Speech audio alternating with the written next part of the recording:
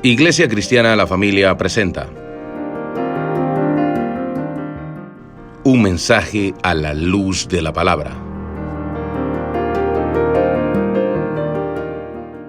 Con el pastor Bernardo Ríos. A continuación.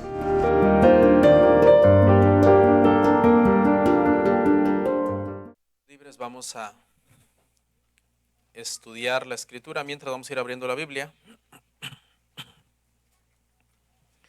Hechos capítulo 8, verso 1. Si es tan amable, vamos a estar en pie, hermanos. Nos toma escasamente un par de minutos leer este pasaje y orar. ¿Lo tenemos? Dice la palabra así. Y Saulo consentía en su muerte. En aquel día hubo gran persecución contra la iglesia que estaba en Jerusalén, y todos fueron esparcidos por las tierras de Judea y de Samaria, salvo los apóstoles. Vamos a orar. Señor y Padre nuestro, te damos muchas gracias por este día, por esta gran oportunidad que tenemos de predicar el Evangelio. Te ruego que seamos bendecidos por tu palabra. Te pido que todo esto que hablemos el día de hoy venga de ti y para tu pueblo, y que cada persona, desde el más grande hasta el más chico en este lugar, pueda entender el Evangelio y ser exhortados, edificados, bendecidos, Señor, por tu palabra. En el nombre de Jesús te pedimos todo esto. Amén. Amén. ¿Pueden sentarse, hermanos? En el tema pasado estuvimos hablando acerca de la muerte de Esteban. Le pusimos por título el primer mártir cristiano. La muerte de Esteban, hermanos, generó una persecución a la iglesia cristiana. La iglesia cristiana, como usted sabe, en estos momentos está ubicada exclusivamente en Jerusalén, porque ahí es donde ha nacido la iglesia, en el aposento alto, y más que nada sus oficinas centrales, por así decirlo, si usted quiere, están en Jerusalén. Pero a raíz de esta persecución, hermanos, los varios miembros de la congregación de la iglesia tuvieron que salir a buscar refugio a algunos lugares donde se sentían más seguros, quizás a las afueras, como menciona ahí el verso 1, ya lo estaremos analizando, y lo hicieron precisamente porque su vida estaba en peligro. No fue una acción de cobardía, sino fue una acción de parte de ellos que en la providencia de Dios, Dios usó el que ellos salieran de Jerusalén y fueran a otros distritos del país para la extensión del evangelio, para la extensión de la predicación. Así que a algunos les dio tiempo de irse, otros no les dio tiempo, el apóstol Pablo les cayó encima con todo, y a otros los persiguió a lugares todavía más lejanos, los siguió. Y eso es lo que vamos a estar viendo el día de hoy, hermano, cómo la persecución vino sobre la iglesia. Hay una frase, hermanos, histórica que la iglesia acuñó en el año 197, hace 1800 años más o menos. Y la frase dice así, la frase dice que la sangre de los mártires es la semilla de los cristianos. Esa frase se le atribuye, hermanos, a Tertuliano, uno de los primeros cristianos de la iglesia primitiva. Y lo que esta frase quiere decir, hermano, es que cuando los cristianos son martirizados por su fe, esto genera que a su vez se conviertan otras personas. Como una especie de método de evangelismo que Dios usa a la hora de que ciertas personas son martirizados por su fe y esto genere que otras personas se conviertan. Y en muchos casos se conviertan no solo al cristianismo, sino que se conviertan también en mártires, inspirados por aquel mártir que ellos vieron sufrir. Una de las persecuciones más severas, hermano, que la iglesia cristiana sufrió en su historia fue a manos de Septimio Severo. Ni siquiera severo.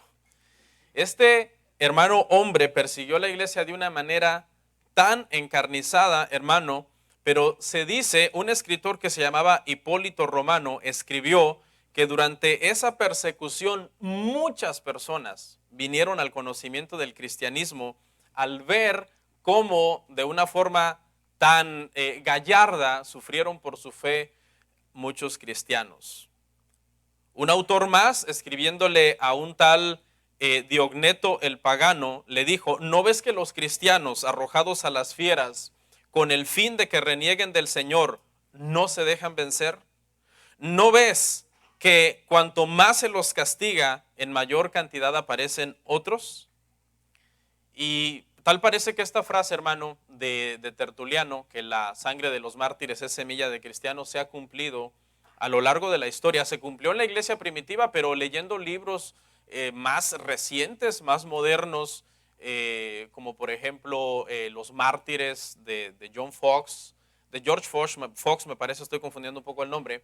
Hermano, recientemente ha habido muchos casos de personas que han muerto por su fe. Para el mártir, el perder la vida física en sí era algo pues doloroso, porque nosotros sabemos, hermano, que nosotros no nos queremos morir. O sea, fuimos creados para la eternidad, y con eso en mente, el desprendimiento del espíritu del cuerpo a todo mundo le da miedo. Eso es una ley, que a todo mundo nos cause un poco de miedo el pensar en la muerte. Pero sin embargo, hermanos, todas las personas que morían como mártires por su fe ganaban. Era una ganancia, porque el apóstol Pablo lo dijo claramente: para mí el vivir es Cristo y el morir es ganancia. Y ganaban en muchos sentidos. En primer lugar, ganaban los mártires porque en el momento en que perdían la vida física, abrían los ojos en la presencia del Señor y ganaban la vida eterna. ¿Ok? En segundo lugar, también trae ganancia el hecho de que personas inspirados por estos mártires se conviertan al cristianismo. Y también el hecho de que la fe de los que ya son hijos de la iglesia sea renovada y fortalecida al ver cómo valientemente algunas personas están dispuestos a dar su vida por su fe. Entonces, eso es lo que vamos a estar viendo hoy, hermanos. Tres cosas vamos a ver. En primer lugar, vamos a ver cómo se desató la persecución, ¿ok? Eso lo vamos a ver del verso 1 al verso 3. Luego vamos a ver el segundo punto, cómo se extendió la persecución. Eso lo vamos a ver del verso 4 al verso 8. Y en tercer lugar vamos a ver que esa extensión de que se haya predicado el evangelio en varios lugares provocó dos cosas: profesiones verdaderas de fe y profesiones falsas de fe. Vamos a ver entonces ejemplos de profesiones de fe verdaderas y falsas del verso 9 al verso 25. Y hasta ahí vamos a estar estudiando el día de hoy entonces este capítulo 8 de Hechos 8, 1 al verso 25. Amén. Vamos a ver el primer punto, hermanos. Se desata la persecución. Se desata la persecución. Lea conmigo Hechos 8 del 1 al 3. Dice: y Saulo consentía en su muerte. En aquel día hubo gran persecución contra la iglesia que estaba en Jerusalén, y todos fueron esparcidos por las tierras de Judea y de Samaria, salvo los apóstoles. Y hombres piadosos llevaron a enterrar a Esteban, e hicieron gran llanto sobre él. Y Saulo asolaba la iglesia, y entrando casa por casa, arrastraba a hombres y a mujeres, y los entregaba en la cárcel. ¿Ok? Vamos a analizar entonces esta porción. Lo primero que aparece ahí, hermanos, es una frase, y es que Saulo consentía, dice, con la muerte de Esteban. Y lo que quiere decir, hermanos, es que esta porción obviamente se refiere al pasaje anterior. Creo yo que de hecho hubiera quedado mejor como la parte final del capítulo 7, pero aquí, pues a la hora de dividir los capítulos, los que lo hicieron lo dejaron en la parte al principio del capítulo 8. A nosotros nos sirve porque nos enlaza las dos historias y nos lleva a recordar un poco el tema pasado, donde aprendimos todo lo que pasó con Esteban. Y nos dice aquí el autor entonces, hermano, obviamente que es el Espíritu Santo por medio de Lucas, que Saulo consentía con la muerte de Esteban. Saulo es el apóstol Pablo. ¿Okay? Aquí empieza a entrar ya en escena, desde el capítulo anterior ya se le mencionó, pero aquí se va hablando más ya del corazón, ¿no? de Pablo. En el capítulo anterior aprendimos que dejaron las ropas, los verdugos de Esteban, a los pies de Saulo, pero aquí ya vemos que no solamente estaba cuidando la ropa, sino que de muy buena gana estaba de acuerdo en la muerte de este mártir. Es más, es muy probable, por cómo vemos el desarrollo del tema, que Pablo lo estaba celebrando. Pablo estaba feliz, estaba eufórico, no solo lo consentía, lo celebraba. Estaba muy contento de que se hubiera dado muerte a Esteban, porque él lo consideraba obviamente una secta, ¿no? Miembro de una secta peligrosa que amenazaba las tradiciones del judaísmo y todo lo que supuestamente les había mandado Moisés. En este momento, Pablo cree que está cumpliendo la obra de Dios. Él cree que está haciendo la obra de Dios. Su celo es sincero, pero como él dijo después en Romanos 10:3, no era conforme a ciencia. Era un celo ignorante porque realmente vamos a ver más adelante que estaba más bien peleando contra Dios, estaba luchando contra Dios, porque la iglesia cristiana, pues obviamente es la voluntad del Señor. Esteban muere rápido como mártir y Pablo lo celebra. Pablo también iba a ser un mártir, él no lo sabía. Solo que a diferencia de Esteban, Pablo no iba a morir rápidamente. Iba a sufrir muchos años. Iba a padecer muchas situaciones bien duras físicamente y en todos los sentidos emocionalmente. Y por fin, en algún momento sería decapitado también como un mártir por su fe. ¿Ok? En este punto, hermanos, Pablo no es cristiano, Pablo es un enemigo de la iglesia, pero hay unos contrastes muy bonitos en la vida de Pablo. En primer lugar, hermano, Pablo pasó de ser el enemigo número 1 de la iglesia a ser el mejor amigo de la iglesia. Y si no, cuente los libros del Nuevo Testamento, 13 son de él. Pablo, hermanos, pasó de perseguir la iglesia a muerte a ser el que la defendía a muerte. Un amante de la iglesia, hermanos. Y pasó de ser el que la quería destruir a ser uno de sus más grandes edificadores, a poner muchos fundamentos doctrinales para la iglesia. Dice que en aquel día hubo persecución contra la iglesia que estaba en Jerusalén. Hasta este momento, hermanos, la persecución no ha sido contra la membresía en general. Hasta este momento la persecución ha sido más dirigida a elementos importantes de la iglesia, a Pedro, a Juan, a Esteban, a líderes de la iglesia. Ellos han sido más el foco de la persecución hasta este momento, porque ellos son los que han desafiado a las autoridades religiosas y a los líderes religiosos de otras sinagogas. Pero ahora, hermanos, lo que estamos viendo aquí ya es una persecución generalizada. Ya no importaba si eras apóstol o diácono, con el simple hecho de identificarte como un cristiano, eras el blanco de la persecución. Todo mundo entonces, hermano, no estaba seguro. Si te confesabas cristiano, podías ser arrastrado por Pablo y jalado del cabello y metido a la cárcel por la fuerza sin haber cometido ningún delito, porque los cristianos no eran criminales. No se les podía comprobar ningún crimen. Dice que entonces, hermano, fueron esparcidos por las tierras de Judea y de Samaria, salvo los apóstoles. Vemos aquí, hermano, que no es que toda la iglesia de Jerusalén abandonó Jerusalén. Eso no fue así, porque más adelante leyendo Hechos vamos a ver que en Jerusalén hay iglesia. Todo parece indicar, hermano, que los que han salido son más que nada los griegos, cristianos griegos que de por sí no vivían en Jerusalén, de por sí no era su residencia fija en ese lugar. Es probable que no tenían casa y que estaban viviendo en la casa de alguien. Y entonces cuando se vino la persecución dijeron, bueno, es tiempo de regresar a nuestras casas. Y es probable que ellos hayan sido de los principales, hermanos, que salieron de Jerusalén y se fueron a regiones de Judea y a regiones de Samaria. ¿Okay? Pero los apóstoles, dice esta parte, hermano, que se han quedado en el lugar. Los apóstoles en sí son el blanco principal de los enemigos de la iglesia, pero vemos que ellos enfrentan valientemente, hermano, la persecución. No tienen miedo. Y como pastores del rebaño siguen cumpliendo con su deber, hermano, de quedarse fielmente a seguir pastoreando a la iglesia que quedó en Jerusalén, aunque muchos hermanos salieron. Cuentan los libros de historia, hermanos, que en la Edad Media, 1347, en esos tiempos en que vino la plaga negra en Europa, muchos pastores abandonaron sus iglesias.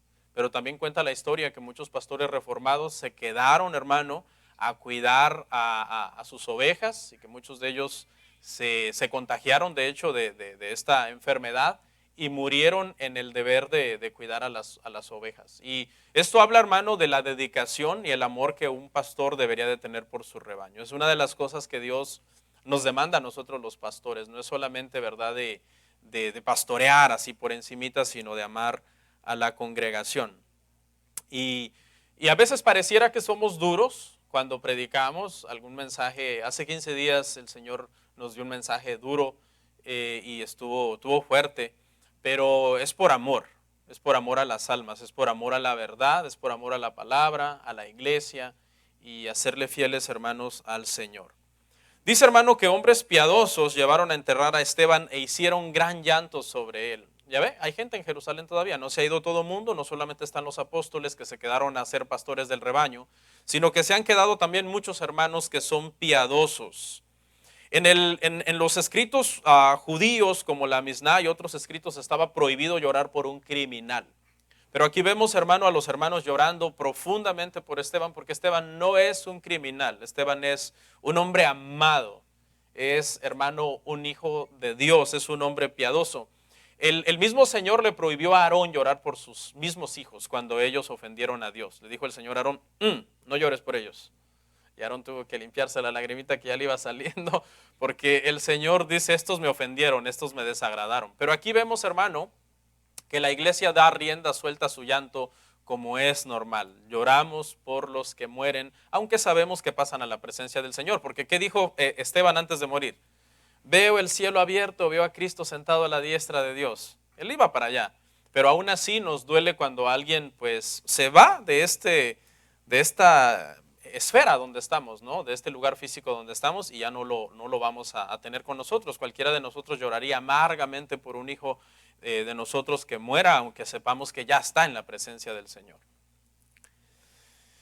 A primera vista, hermanos, pareciera que la muerte de Esteban había sido inútil, que una carrera tan prometedora había terminado muy rápido, pero realmente, hermanos, el Señor estaba obrando detrás de todo este suceso. Humanamente uno a veces no entiende las cosas, ¿verdad? Cualquiera hubiera dicho, no, Esteban con tanto potencial. Si lo hubiera guardado el Señor 30, 40 años de defensa de la fe, de haber seguido predicando, de haber ido a predicar a muchas ciudades y llevar el evangelio, ¿por qué el Señor permitió que un hombre tan piadoso, tan amado, con tanto potencial en el ministerio, un erudito en las escrituras, parta de una manera tan precipitosa y se vaya, ya no esté con la iglesia?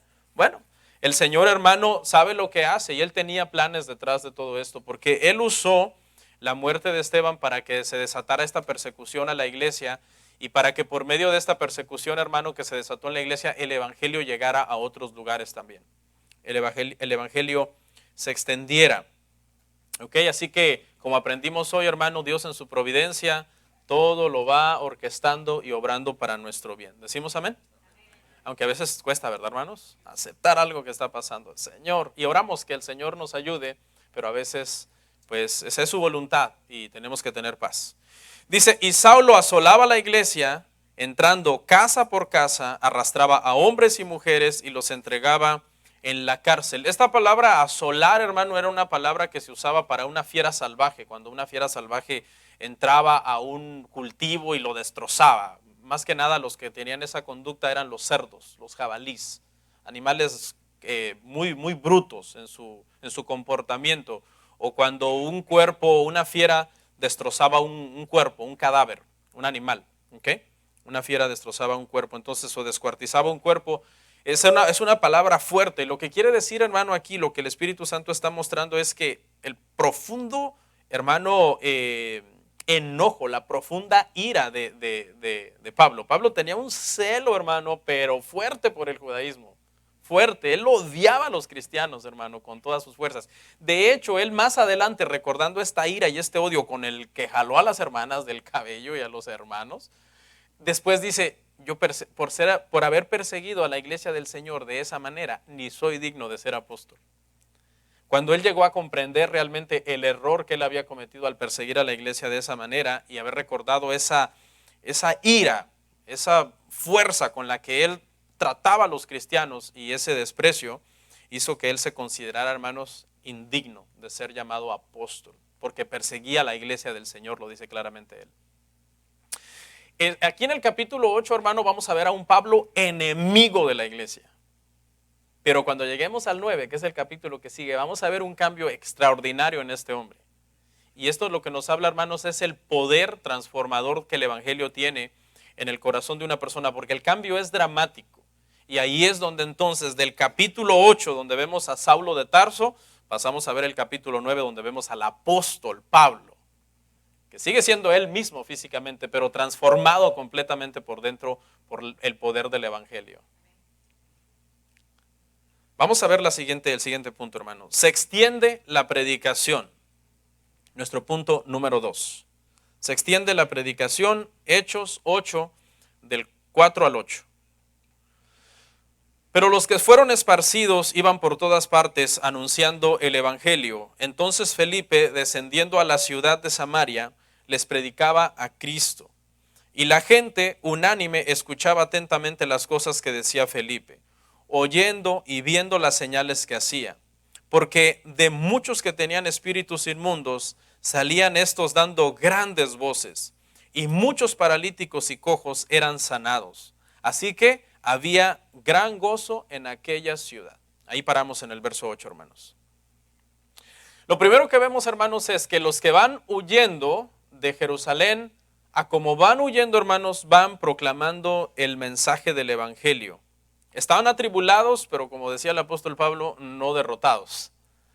Están pasando una situación muy difícil, son como una palmera que el viento la ha sacudido y casi la hace lamer el suelo, pero con la misma se levanta porque las palmeras tienen raíces muy profundas y los cristianos también deberían.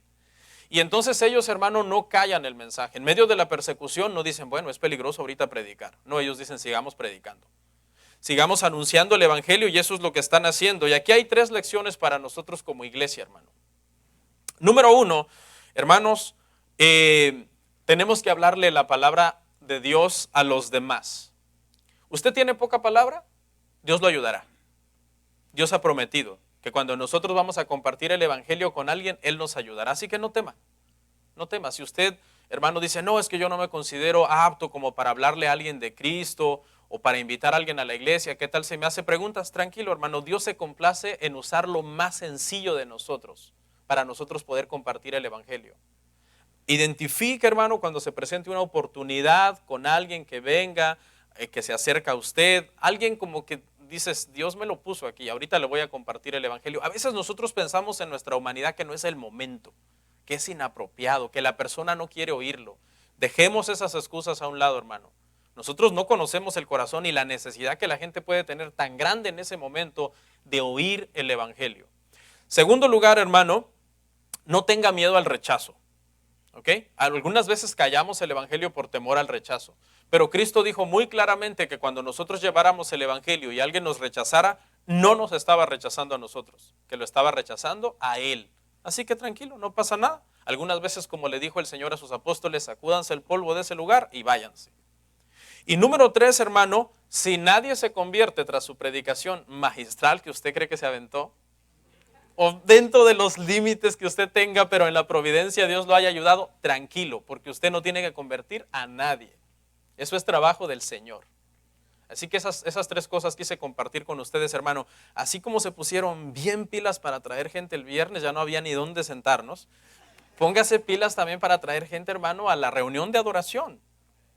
¿Ok? A oír el evangelio, a buscar de Dios. Aquí también les vamos a dar de comer, pero a su espíritu. Y les va a ser mejor que la comida del viernes, créame. Y no porque haya estado mala, estuvo buena. Yo comí de la caribeña. Dice, entonces Felipe descendió a Samaria y les predicaba a Cristo. Entre los que han huido, hermanos, está Felipe. Y coincide con lo que dije hace un rato, que era probable que los que salieron de Jerusalén eran griegos, porque dijimos cuando hablamos de los diáconos, que los 7 diáconos tenían nombre griego, que era probable, hermanos, que eran griegos. No sabemos mucho de Felipe, hay gente que lo confunde con el apóstol Felipe, no son el mismo. El apóstol Felipe es otro, este es Felipe el diácono. Pero hay una cosa que sí sabemos de Felipe, hermano. Aquí entra en escena también este Felipe del cual no hablamos mucho, igual que Esteban, ¿verdad? Porque en el libro de Hechos hablamos más de Pedro y de Pablo, y casi no hablamos de otros personajes, pero al igual que Esteban, hermano, fue prominente en su ministerio, Felipe también fue muy prominente en su ministerio. De hecho, hermanos, nosotros somos llamados en el cristianismo a hacer obra de evangelista y a cumplir con nuestro ministerio a la hora, y no está hablando de evangelista sí en el sentido como alguien dice, yo soy un evangelista, sino a evangelizar. Y sabe que solamente hay una persona en la Biblia que se le da el título de evangelista, y es Felipe. Todos hemos sido llamados a evangelizar, es cierto, pero en la Biblia el único que recibe el nombre de evangelista es Felipe. Eso está en Hechos 21:8, usted lo puede ver en su casa. Entonces, este hombre, hermano, es alguien también muy importante para la iglesia. Y lo que hace Felipe, hermanos, también es muy notable, porque Felipe fue a predicar el evangelio, hermanos, a Samaria. Ese fue como el lugar central donde él se dirigió, Samaria. Y es, hermano, pues desafiante porque judíos y samaritanos no se hablaban. En Juan 4:9 dice que ni se trataban, es decir, ni se dirigían la palabra. La parábola del buen samaritano nos muestra eso, ¿no? Que realmente cuando vieron al hombre herido, los judíos lo esquivaron, ¿no? No lo consideraron como alguien que podían ayudar. Y la lección de la parábola era que todos los oyentes estaban esperando que los que fueran misericordiosos era el levita y el sacerdote, y resulta que el misericordioso fue el samaritano, que era despreciable por ellos. Los samaritanos, hermano, eran despreciables para los judíos por varias razones. Número uno, los judíos los consideraban una mezcla de israelita y gentil. Y las mezclas no les gustan a los judíos. Los ortodoxos no mezclan ni la tela, ni el algodón con otras telas. Número dos, hermano, los samaritanos, a decir verdad, hermano, practicaban un sincretismo religioso. Es decir, cuando las 10 tribus del norte fueron llevados por los asirios, cierta gente quedó ahí, no fue llevado el 100% de las 10 tribus, pero lo que hizo, hermano, los conquistadores asirios fue traer gente de otro lado que tenían otra religión. Y sincretismo quiere decir que dos cosas se mezclan, eso quiere decir sincretismo. Entonces lo que habían hecho los samaritanos era adorar al Dios verdadero, pero también a los dioses de los otros pueblos que habían venido. Y mezclaban las dos cosas y tenían un sincretismo religioso, y por eso también los judíos los aborrecían. Cuando los judíos volvieron del cautiverio, hermanos, unos 400 años más o menos antes de Cristo, que volvieron de estar cautivos en Babilonia 70 años, los samaritanos se ofrecieron a ayudarles a reconstruir el templo y la ciudad. Dijeron, nosotros les ayudamos, ya regresaron, les ayudamos, y los judíos los despreciaron. Le dijeron, no, nosotros necesitamos la ayuda de ustedes porque ustedes son una mezcla de gente, que no queremos tener relación con ustedes. Entonces cuenta la historia que en esos 400 años que se le conoce como de silencio entre el Antiguo Testamento y el Nuevo Testamento, hubo muchísimas riñas entre ellos. Supuestamente algunas veces cuando venían judíos de fuera, peregrinajes a Israel, algunos samaritanos se hacían pasar por peregrinos también, se mezclaban en las caravanas y apuñalaban a los judíos y los mataban.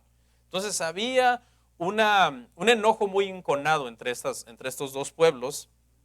Y por todo este contexto que le cuento, entonces es interesante, hermano, que Felipe vaya y les predique el evangelio a los samaritanos que eran considerados enemigos. Y esto lo que quiere decir es que la iglesia comenzaba a comprender poco a poco, porque esto fue un proceso, lo vamos a ver en Hechos 10, que la salvación no era solamente para los judíos étnicos o para los israelitas, que Jesucristo era el Salvador del mundo y que el evangelio había que predicársele a toda criatura.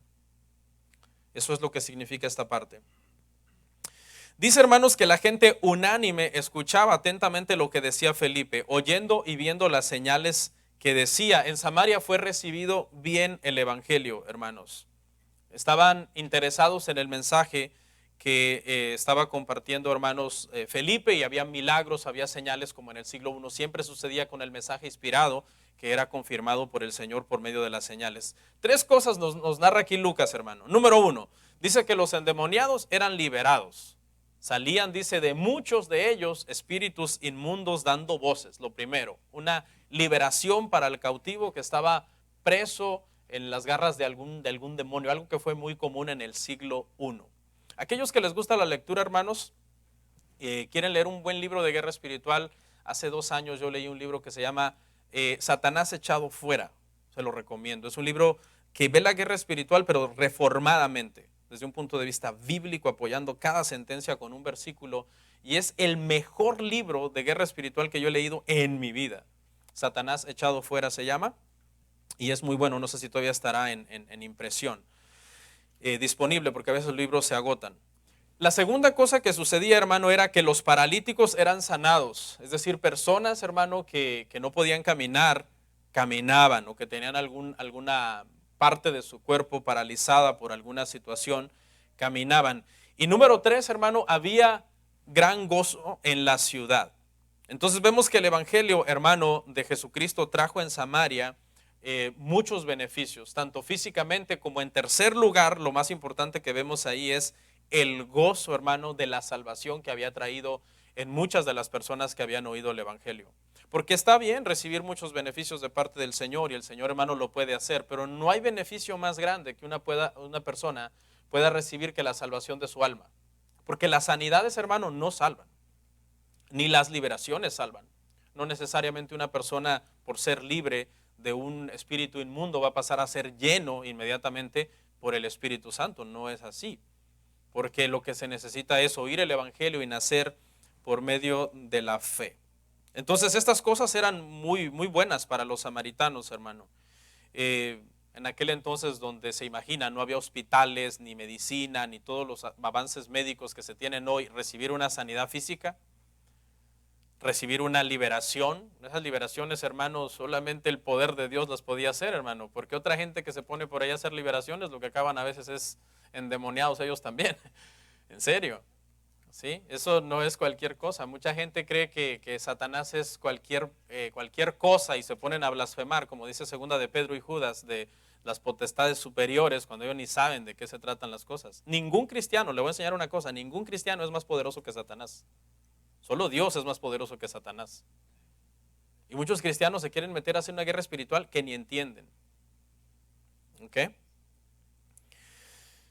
Somos hijos de Dios, es cierto, hermano, pero el que someterá al enemigo debajo de nuestros pies es el Señor. Es el Señor, hermanos. Hay muchos conceptos cerrados acerca de la guerra espiritual. No me gustaría abundar aquí del tema, pero si puede o tiene preguntas, hablamos del tema. Y por último, hermanos, el último punto que vamos a ver hoy: profesiones de fe verdaderas y falsas. Punto 3. Profesiones de fe verdaderas y falsas. Hechos 8, 9 al 25.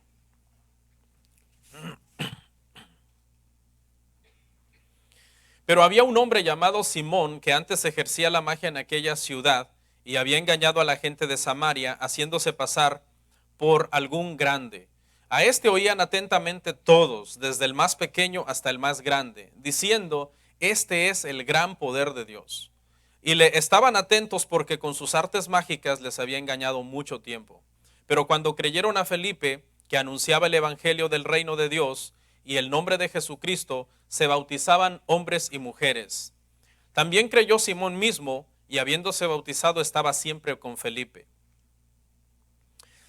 Y viendo las señales y grandes milagros que se hacían, estaba atónito. Cuando los apóstoles que estaban en Jerusalén oyeron que Samaria había recibido la palabra de Dios, enviaron allá a Pedro y a Juan, los cuales, habiendo venido, oraron por ellos para que recibiesen al Espíritu Santo, porque aún no había descendido sobre ellos ninguno de ellos, sino que solamente habían sido bautizados en el nombre de Jesús. Entonces les imponían las manos, y recibían el Espíritu Santo. Cuando vio Simón que por la imposición de las manos de los apóstoles se daba el Espíritu Santo, les ofreció dinero, diciendo: dadme también a mí este poder, para que cualquiera a que yo impusiere las manos reciba el Espíritu Santo. Entonces Pedro le dijo: tu dinero perezca contigo, porque has pensado que el don de Dios se obtiene con dinero. No tienes tú parte ni suerte en este asunto, porque tu corazón no es recto delante de Dios. Arrepiéntete pues de esta tu maldad y ruega a Dios si quizá te sea perdonado el pensamiento de tu corazón. Porque en hiel de amargura y en prisión de maldad veo que estás. Respondiendo entonces Simón dijo: rogad vosotros por mí al Señor, para que nada de esto que habéis dicho venga sobre mí. Y ellos, habiendo testificado y hablado la palabra de Dios, se volvieron a Jerusalén, y en muchas poblaciones de los samaritanos anunciaron el evangelio. ¿Okay? Varios versos vimos ahí. Y bueno, aquí es donde vamos a ver, hermano, lo que pasa cuando el evangelio llega a un lugar. Es muy hermoso que el evangelio llegue a un lugar y ahí trae gran gozo de salvación en las almas, hermano. Pero aquí vamos a ver la historia de un hombre que parecía cristiano y no era cristiano. Dice que había un hombre llamado Simón que ejercía la magia en aquella ciudad, es decir, en Samaria. Este hombre vivía en Samaria, donde estaba predicando, hermanos, Felipe. Y siempre que se predica el evangelio, hermanos, por la providencia de Dios, como decía la confesión hoy, siempre sucede eso. El mismo mensaje que ablanda el corazón de muchos y vienen a Cristo es exactamente el mismo mensaje que endurece el corazón de muchos y no se convierten en realidad. Inclusive hacen profesiones y no se convierten en realidad. Porque, hermanos, así el Señor lo ha determinado. Así vamos a ver el ejemplo de este hombre. Este hombre no era cualquier hombre, era un hombre muy importante en Samaria. La Biblia lo menciona así como si Simón el Mago fuera un caso aislado por ahí en la historia de la iglesia, así por encimita, lo menciona Hechos. Pero la historia de la iglesia cristiana temprana no menciona a Simón como cualquier persona. Era un hombre muy importante en Samaria. Al punto, hermanos, de que muchos dicen que le decían que él era el gran poder de Dios. Los padres de la iglesia temprana, hermano, dijeron acerca de Simón el Mago que él se había proclamado Dios encarnado. Él se había llamado a sí mismo Dios y que también había sido uno de los fundadores del gnosticismo. Este tipo de magos era muy, muy común en el siglo I, que anduvieran por ahí haciendo algunos tipos de magia y de artes mágicas para poder, dice, engañar aquí a las personas. Entonces, él en realidad, hermano, ¿sabe qué creía? Simón, siendo el fundador de los gnósticos, si es que la iglesia primitiva estaba correcta en sus datos, quiere decir que él no creía que la salvación estaba en Cristo. Él lo que creía era, el gnosticismo quiere decir, hermano, que estas personas apelan a un conocimiento especial y profundo acerca de Dios. Ellos dicen, nosotros tenemos un conocimiento especial y profundo acerca de Dios que tú no sabes. Entonces ellos decían que la salvación era por medio de ese conocimiento especial y no por la expiación que Cristo había hecho en la cruz del Calvario, hermanos. Entonces no era cualquier persona, era una persona muy peligrosa, en sí era un enemigo de la iglesia que se estaba haciendo pasar por cristiano. ¿Ok? Después de oír el evangelio, dice que hombres y mujeres se bautizaban y Simón también se bautizó. ¿Ok? Simón también se bautiza, hermano. Hay gente que se ha convertido de corazón y se han bautizado, pero Simón no se ha convertido de corazón y también, hermanos, se ha bautizado y aparenta ser muy devoto. Dice que no quiere despegarse de Felipe ni un momento. Está con Felipe, todo donde va Felipe, ahí va Simón. Pareciera un gran servidor de la iglesia, ¿verdad? Cualquiera hubiera dicho, wow, qué fiel es Felipe. Yo quiero ser como ese hermano. Perdón, Simón, Simón el mago. Yo quiero ser como Simón el mago. Y en realidad, hermano, lo que quería Simón era estar en el lugar de la acción para aprender él a hacer las cosas que Felipe hacía, pero no para servirle a Dios, sino para servirse a sí mismo. Para intereses egoístas, para intereses, hermano, personales, para estar en el lugar de la acción, para seguir ganando influencia dentro de la iglesia cristiana. ¿Sí ve, hermano? El bautismo no salva. El bautismo es importante y es necesario. Todo cristiano después de convertirse debe de bautizarse. Es un paso de obediencia. Pero, hermanos, tú puedes profesar cristianismo, estar en una iglesia, bautizarte y perderte. Porque todas esas cosas cualquiera las puede hacer. Profesar del diente al labio, cualquiera lo puede hacer. Ir a las aguas, cualquiera lo puede hacer. Venir el domingo, cualquiera lo puede hacer, siempre y cuando no sea el clásico o alguna cosa importante que yo no vaya a ir. Pero si no hay otra cosa importante, voy a ir. Entonces, mucha gente, hermano, puede hacer todas estas cosas y acabar perdido. Dice, cuando los apóstoles oyeron lo que estaba pasando en Samaria, enviaron a Pedro y a Juan. Van por tres cosas: a brindar ayuda a Felipe, porque el trabajo es mucho para un solo hombre. Se imagina un solo hombre predicándole a toda una ciudad. En segundo lugar, porque son los apóstoles, son las columnas de la iglesia, son los que están poniendo el fundamento doctrinal de la iglesia y tienen que ir a poner su sello apostólico diciendo, sí, lo que Felipe está haciendo aquí es exactamente lo mismo que se está haciendo en Jerusalén. Lo mismo que Dios está haciendo en Jerusalén es lo mismo que está haciendo acá. Lo hizo con judíos y ahora lo está haciendo con samaritanos. Pero también van para impartir el Espíritu Santo a los convertidos. Y aquí surge una pregunta, hermano, interesante. Si estas personas ya son convertidos, antes que los apóstoles lleguen a Samaria, ¿ya tienen al Espíritu Santo dentro de ellos? Sí. Porque la Biblia dice en Romanos 8:9 que es imposible ser cristiano si el Espíritu de Cristo no está en nosotros. Ok, entonces si ya el Espíritu Santo está dentro de ellos, ¿por qué Pedro y Juan viajan para allá para impartirles al Espíritu Santo a los que se están convirtiendo y a los que se están bautizando en Samaria?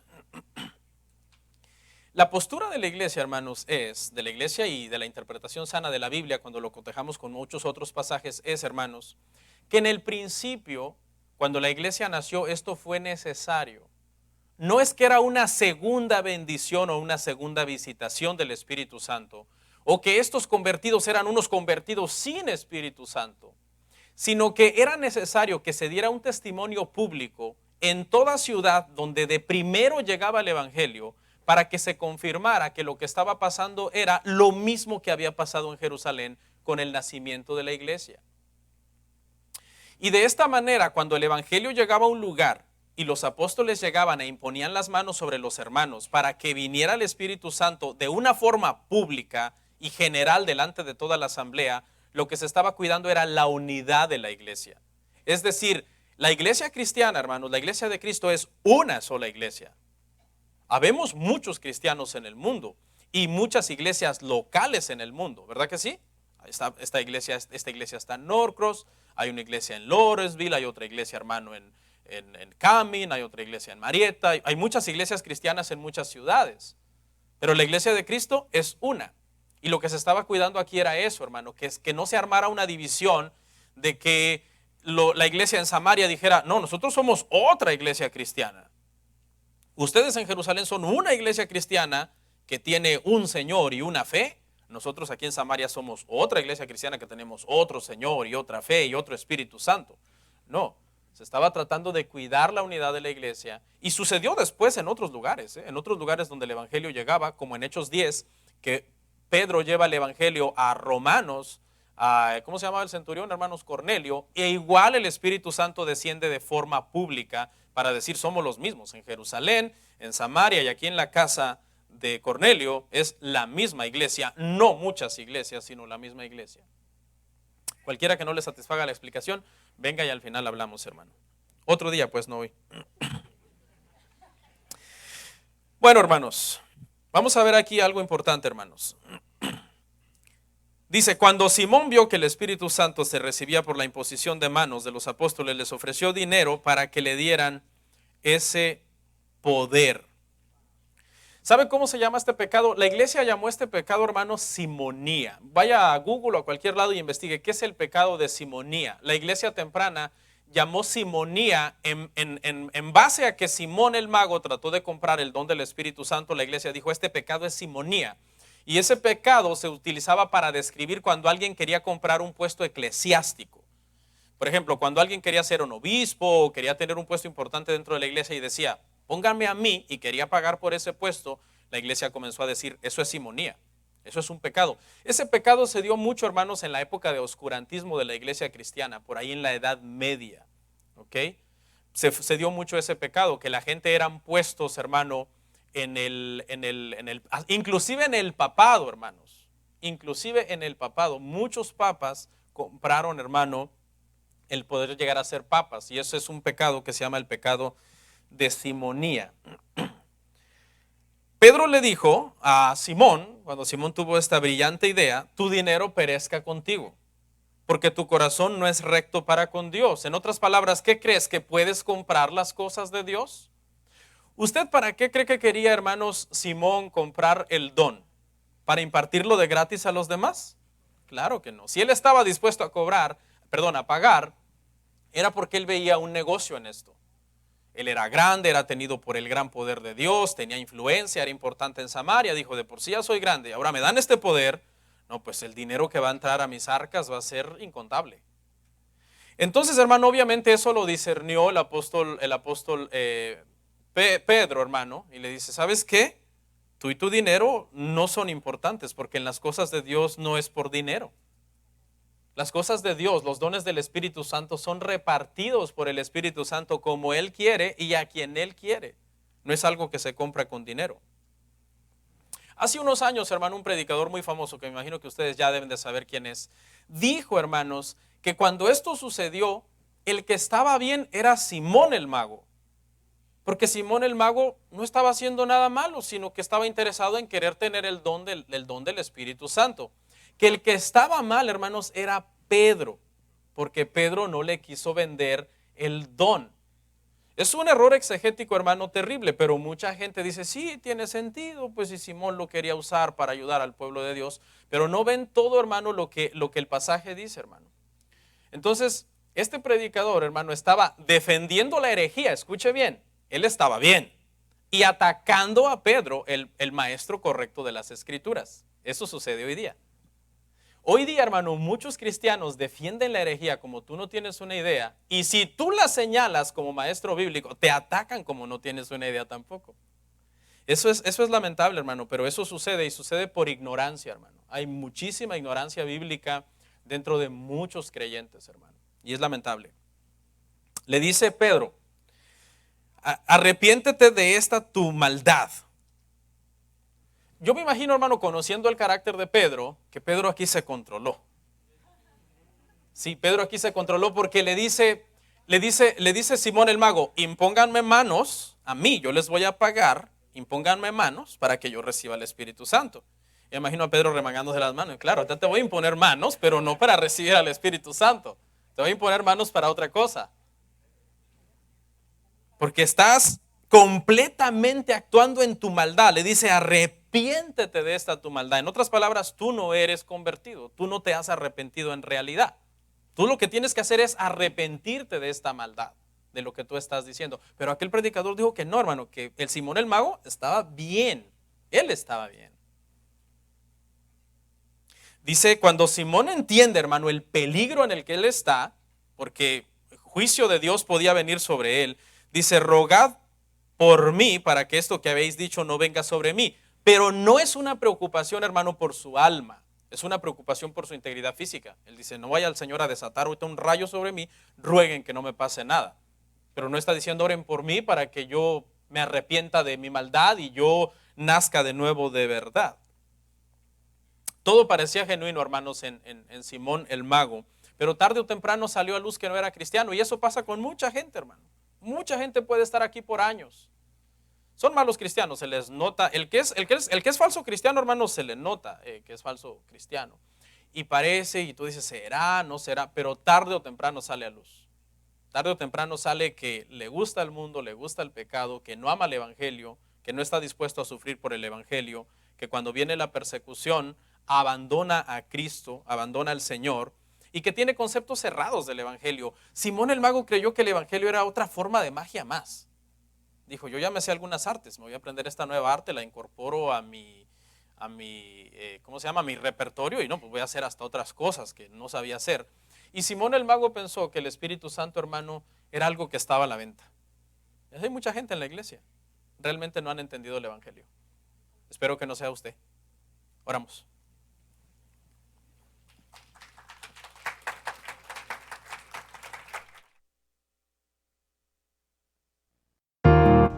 Comparte, suscríbete, dale like.